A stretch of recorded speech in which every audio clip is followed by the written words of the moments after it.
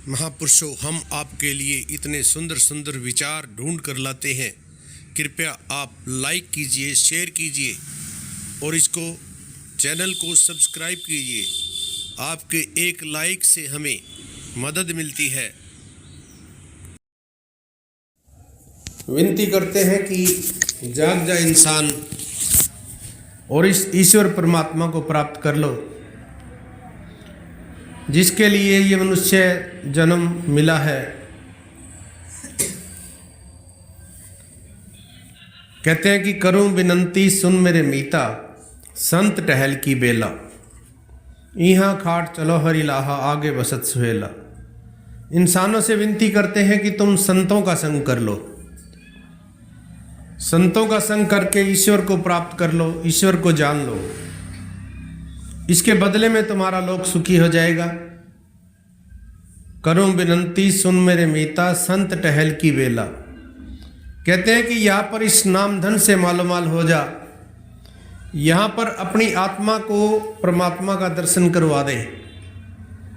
कहते हैं कि यहाँ पर एक निज घर की पहचान कर ले, इसके बदले में लोक सुखी हो जाएगा। और आगे बसे सुहेला, यानी कि जब तुम इस संसार को छोड़कर जाओगे, कहते हैं कि वहां पर भी तुम्हें एक आनंद की, एक सुकून की प्राप्ति होगी। इसके लिए ये हर इंसान से प्रार्थना करते हैं, हर इंसान को जगाते हैं। अनेकों प्रकार के वचनों का सहारा लेकर इंसानों को जगाते हैं, अनेक प्रकार के गीतों का सहारा लेकर इंसानों को जगाते हैं, झिझोड़ते हैं, विनती करते हैं। विनती करते हैं कि जाग जा इंसान और जुड़ जा इसके साथ। ये ईश्वर परमात्मा ही सदैव काल कायम रहने वाली परम सत्ता है।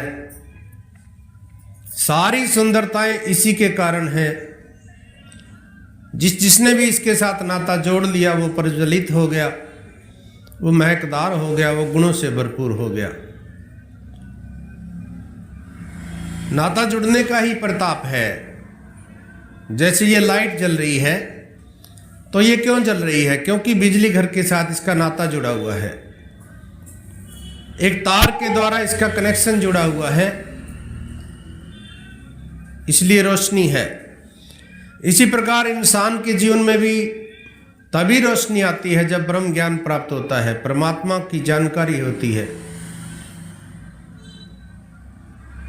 आओ सत्संगत, एक बार भगवान बुद्ध अपने शिष्यों के साथ जा रहे थे, प्रचार यात्रा पे जा रहे थे। तो क्या देखते हैं कि सुबह सुबह ही एक इंसान आया और आकर भगवान बुद्ध से पूछता है कि क्या ईश्वर है? भगवान बुद्ध कहते हैं कि तुझे क्या लगता है? वो कहता है मुझे तो लगता है कि ईश्वर है। भगवान बुद्ध कहते हैं तुझे गलत लगता है, इस संसार में ईश्वर नहीं है। अब थोड़ा आगे चले, दोपहर के समय एक और इंसान आया। वो आकर कहता है कि प्रभु बताइए, संसार में ईश्वर है, परमात्मा है कि नहीं? भगवान बुद्ध उससे भी यही सवाल करते हैं कि आपको क्या लगता है? वो कहता है कि प्रभु कई बार तो मुझे यह एहसास होता है कि ईश्वर मेरे अंग संग है, मेरे साथ है, मेरी रक्षा कर रहा है, लेकिन कई बार यह लगता है कि नहीं है। भगवान बुद्ध कहते हैं कि ईश्वर तो सर्वव्यापक है, ईश्वर तो कण कण के अंदर है, कोई ऐसा स्थान नहीं है जहां पर ईश्वर ना हो।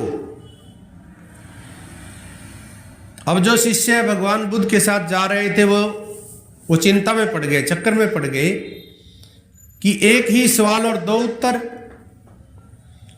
सुबह तो कह रहे थे कि ईश्वर है ही नहीं, और अब कह रहे हैं कि ईश्वर है। अब शाम का समय हो गया, भगवान बुद्ध पहुंचे, जहां पर पहुंचना था वहां पहुंच गए।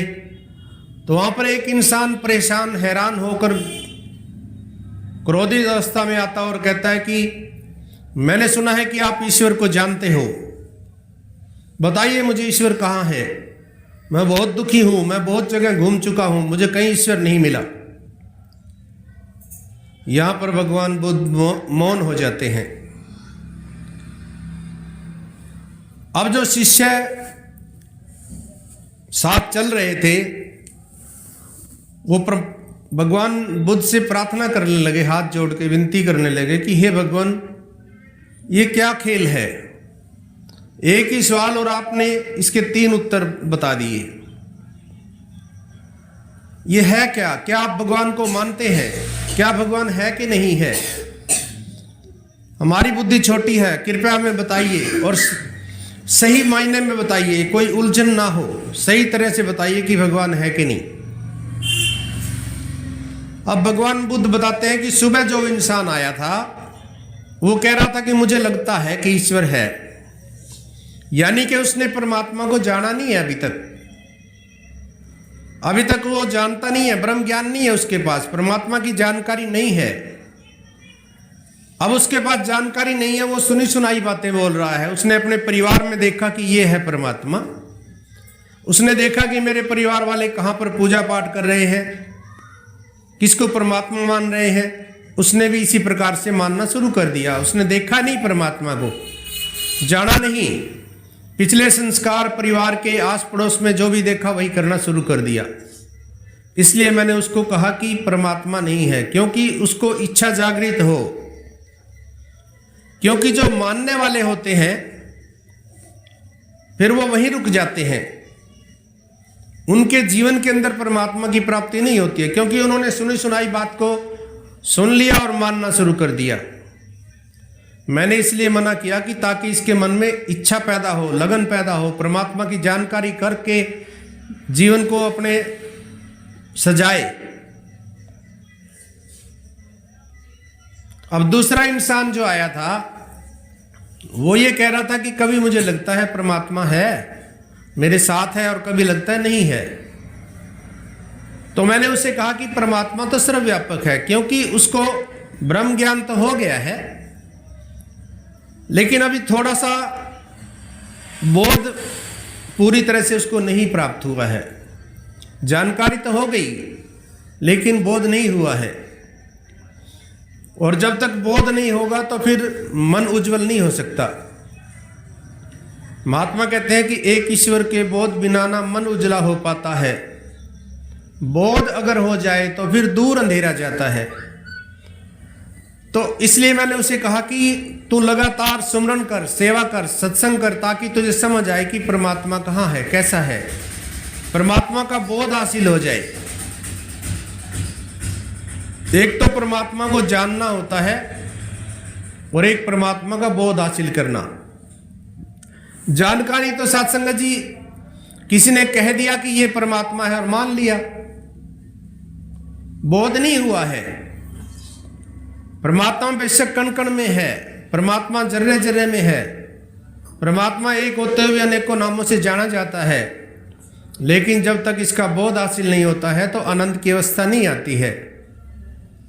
जीवन के अंदर जो अंधेरे हैं, जाति पाति की दीवारें हैं, मैं मेरी की दीवारें हैं, नफरत है, निंदा है, ईर्ष्या है, द्वेष है, वो खत्म नहीं होते जब तक परमात्मा को नहीं जानते हैं। तो कहते हैं कि इसलिए मैंने उसे कहा कि तू लगातार ध्यान कर परमात्मा का, तुझे बोध हो जाएगा। और रही बात तीसरे की,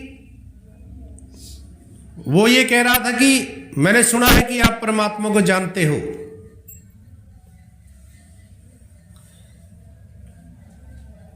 तो मैंने इस मौन हो गया उस समय, क्योंकि उसका सवाल ही गलत था। या तो वो आके मुझे प्रार्थना करता कि हे प्रभु मुझे इस परमात्मा का दर्शन कराओ,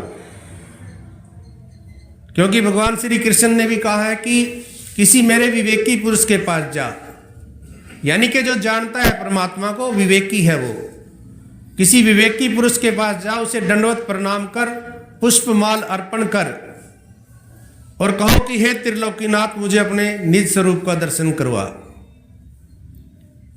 वो विवेकी पुरुष तुझे मेरे निज स्वरूप का तत्काल वहीं खड़े खड़े दर्शन करवा देता है, करवा देगा।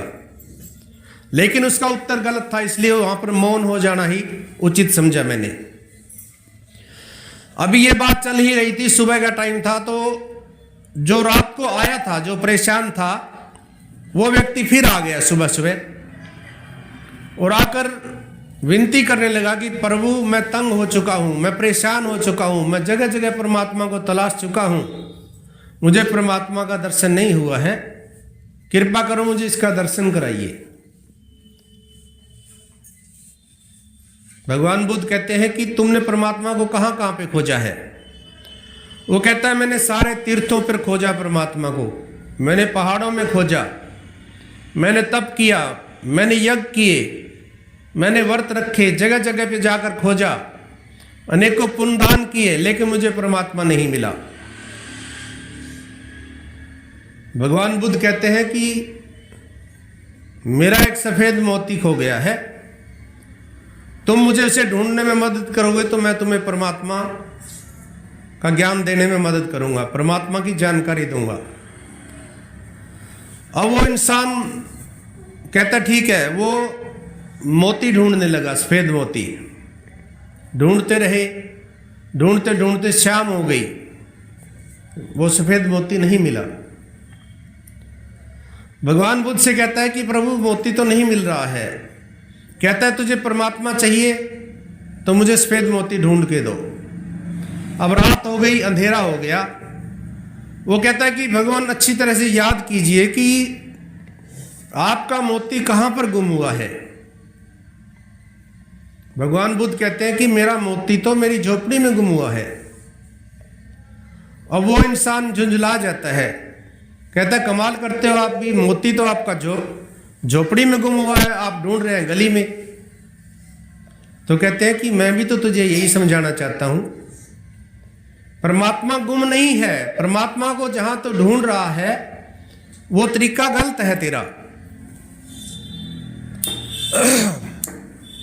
अगर परमात्मा को ढूंढना है तो जो ग्रंथों में बताया गया है वो कर्म करना पड़ेगा, किसी जानकार के पास तुझे जाना पड़ेगा और उसे विनती करनी पड़ेगी कि हे प्रभु मुझे दर्शन करवाओ। तू जहां ढूंढ रहा था वो तेरा तरीका गलत था, इसलिए मैं तुझे यही समझाना चाहता हूं। अब वो कहता है प्रभु ठीक है, हाथ जोड़ के खड़ा हो जाता है, कहता है मुझे बताइए प्रभु। तो साध संगत जी फिर जिस प्रकार से हमें ब्रह्म का ज्ञान कराया गया उसी प्रकार से उसे ब्रह्म ज्ञान कराया गया। और साध संगत परमात्मा सर्वव्यापक है, बेशक कण कण में है, लेकिन भगवान बुद्ध संदेश क्या देना चाहते थे? वो यही संदेश देना चाहते थे कि परमात्मा को जानना है, मानना नहीं है, जानना है, क्योंकि जानकारी है तभी तो मानेंगे। अब किसी ने कह दिया कि ये परमात्मा है, अब कहने को मैं कह दूं कि मैं परमात्मा हूं।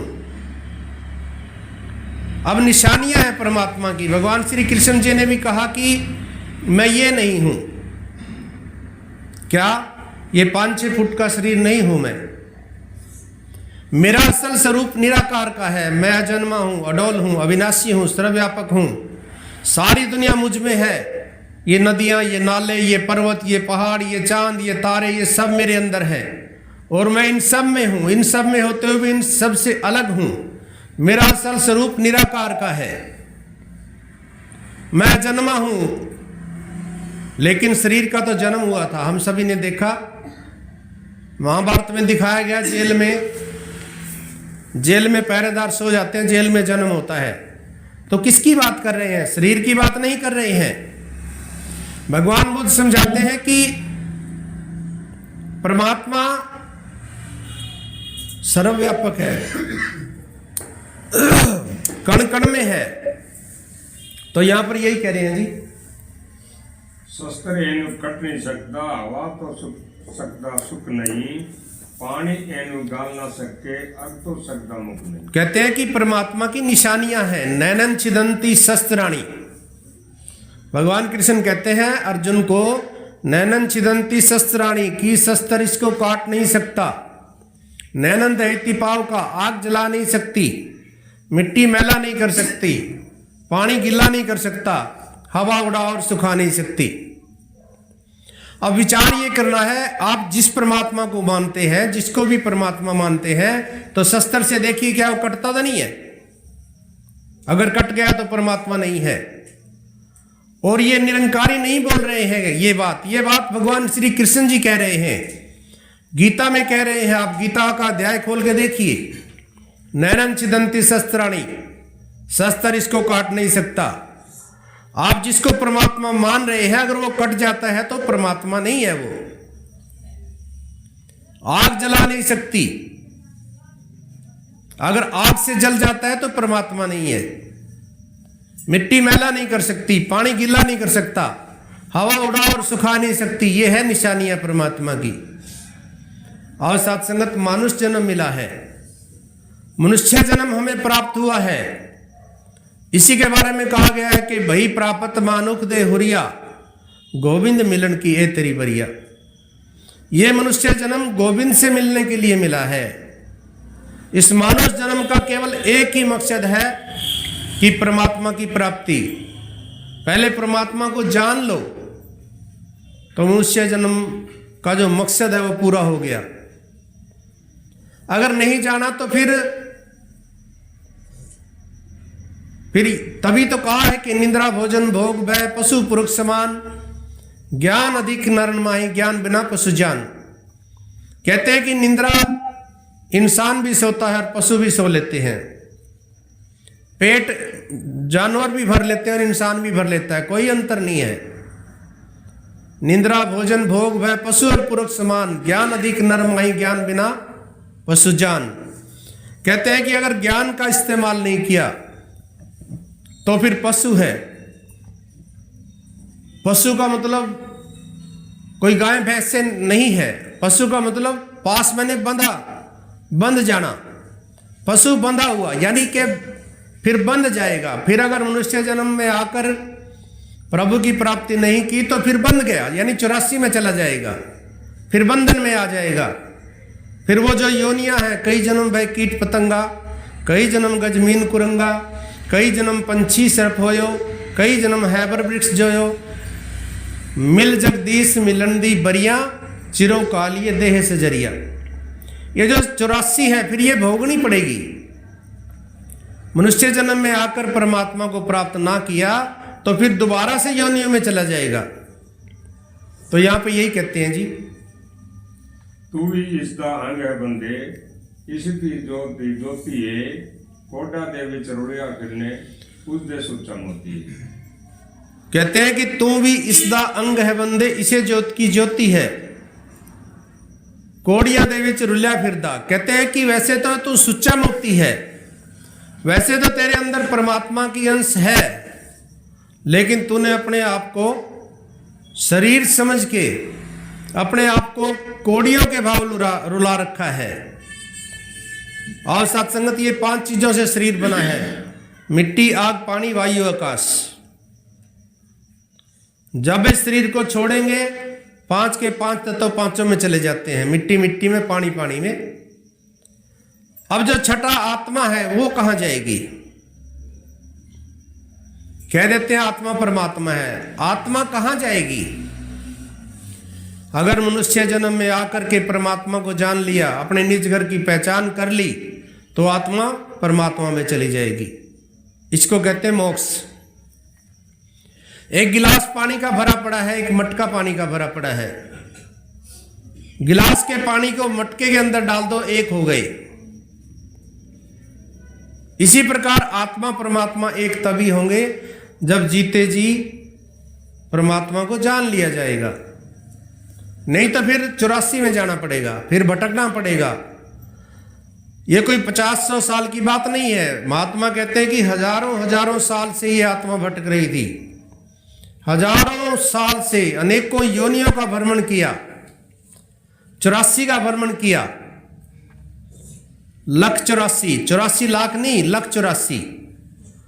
लख मैंने लखना, देखना, लखाना, और 84 मैंने चौराहा, यानी कि जितनी भी योनियां हैं 4 भागों में बांट दी गई। 84 ਨੂੰ 4 ਖਾਨਿਆਂ ਦੇ ਵਿੱਚ ਵੰਡਿਆ ਸਿਰਜਣਹਾਰ। कहते हैं कि 84 को 4 भागों में बांट दिया।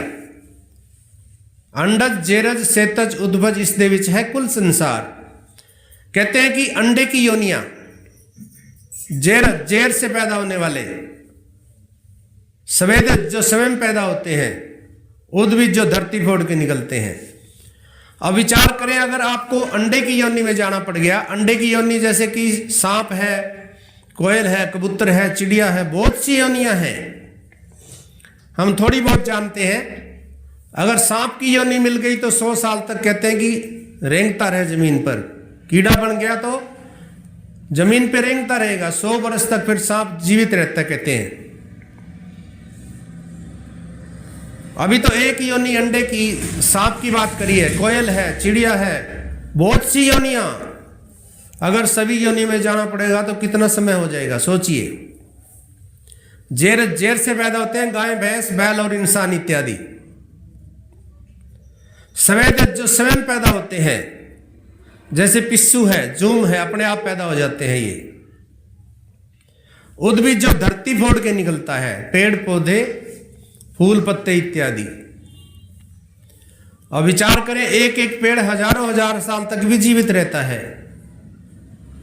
एक बार डिस्कवरी चैनल पे बताया गया कि जिस पेड़ पे भगवान श्री कृष्ण जी बंसरी बजाया करते थे, वो पेड़ आज भी जीवित है। अब भगवान श्री कृष्ण जी को अवतरित हुए लगभग 5000 साल, 5500 साल हो गए हैं, यानी 5000 साल से वो पेड़ जीवित है। वो पेड़ आप भी बने।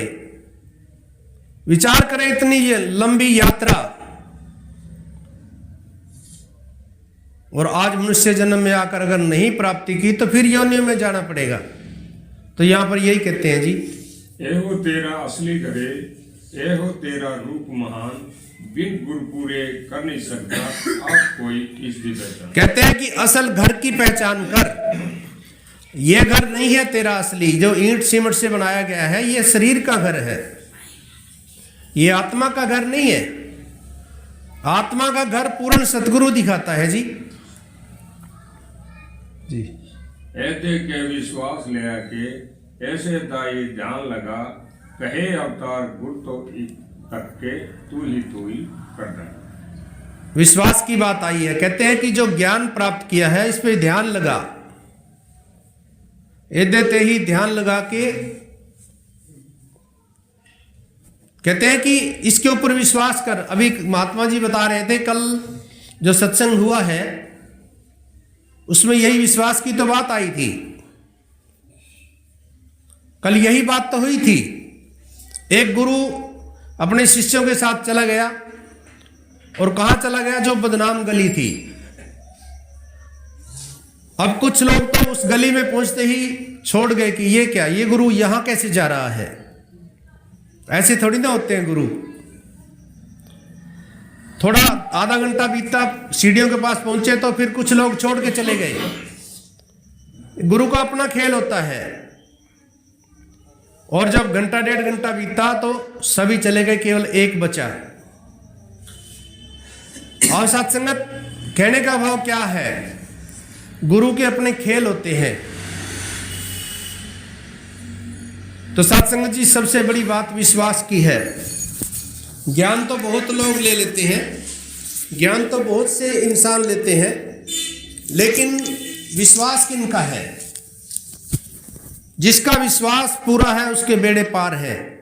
आज भी और पहले की बात करें तो तब भी। प्रहलाद का विश्वास था, आप देख लीजिए, हाथी के नीचे फेंक दिया गया कि हाथी इसको मार देगा, लेकिन कुछ नहीं बिगड़ा। पहाड़ से गिरा दिया गया, कुछ नहीं बिगड़ा, फूल की भी नहीं लगी। गिराया तो गया था कि हड्डी पसली टूट जाएगी, लेकिन कुछ नहीं हुआ। अनेकों यातनाएं दी गई, लेकिन कुछ नहीं बिगड़ा। मीरा को जहर का प्याला दिया गया, लेकिन विश्वास था, वो जहर अमृत बन गया। और सत्संगत, हमें भी ये ज्ञान प्राप्त हुआ है, हमें भी ये कृपा हुई और ये ज्ञान मिल गया है। अब विश्वास करना बहुत जरूरी है। जब तक विश्वास नहीं है तो आनंद की अवस्था नहीं आएगी। जानकारी हुई है तो बोध हासिल करना है। लगातार सत्संग सेवा सुमन करते हुए बोध हासिल हो जाएगा, फिर पहचान हो जाती है। मीरा को पहचान हुई तो उसने भी कहा कि पायो जी मैंने राम रतन धन पायो। गली गली में आवाज लगाई, वस्तु अमोलक दीनी मेरे सतगुरु कर कृपा अपनायो। तो ये कृपा साध्य मार्ग है, हमें प्राप्ति हुई है तो ये कृपा हुई है सतगुरु की। क्योंकि अगर अपने अंदर झांक कर देखता हूं तो वो गुण ही नहीं थे कि हमें परमात्मा मिल जाता। हम दुखी थे, हम इच्छाओं के पीछे भाग रहे थे। किसी ने कहा कि निरंकारी सत्संग में चले जाओ, वो सुख तो मिले, हमें सारे सुख प्राप्त हुए, साथ में परमात्मा का दीदार भी हो गया, ब्रह्म ज्ञान भी मिल गया है। और सत्संगत सहज सुभाए आसानी से जो चीज़ प्राप्त हो जाती है तो इंसान उसकी उतनी कदर नहीं करता है जितनी मुश्किल से प्राप्त होती है। और सत्संगत महात्मा कहते हैं कि मनुष्य जन्म मिला है तो इसमें अपने आप की जानकारी करनी है, ईश्वर की जानकारी करके बोध हासिल करके इसमें एकमिक हो जाना है। और सत्संगत ये महात्माओं ने आज संतों महात्माओं को घर बुलाया है, चरण डलवाए हैं, तो विनती की है जो भी इनका ध्यान है वो ध्यान पूरा करो। घर परिवार में सुख शांति हो, कमाई में बरकत हो, इनका बिजनेस बढ़िया चले, जहाँ भी कोई कमी कमजोरी है वो खत्म हो जाए। और जितने महात्मा पहुँचे हैं सभी के लिए दास अरदास कर रहा है। और आप दास को आशीर्वाद दो कि सुख सारे दुनिया दे, पादे साडी झोली विच फिर भी मिलाई रखी, संतां दी टोली विच फिर भी मिलाई रखी, संतां दी टोली विच। प्यार से कहना सहारा तेरा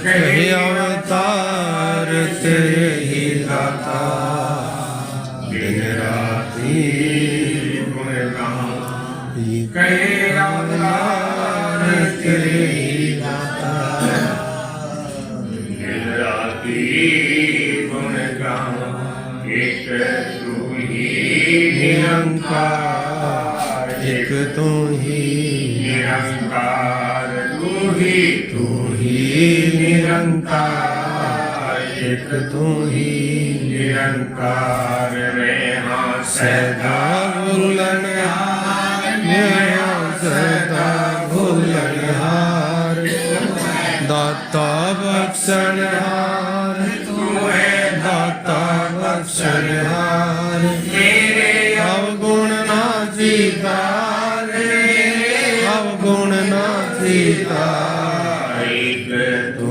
ही निरंकार, एक तू ही निरंकार, तू ही निरंकार, एक तू ही निरंकार। तेरा रूप है ये संसार, तेरा रूप है ये संसार, सबदा भला करो करतार, सबदा भला करो करतार, मेरी मांग है ये दातार, मेरी मांग है ये दातार, तू ही निरंकार, एक तू ही निरंकार, तू ही निरंकार, एक तू ही निरंकार। मेरा डोले ना एतबार, मेरा डोले ना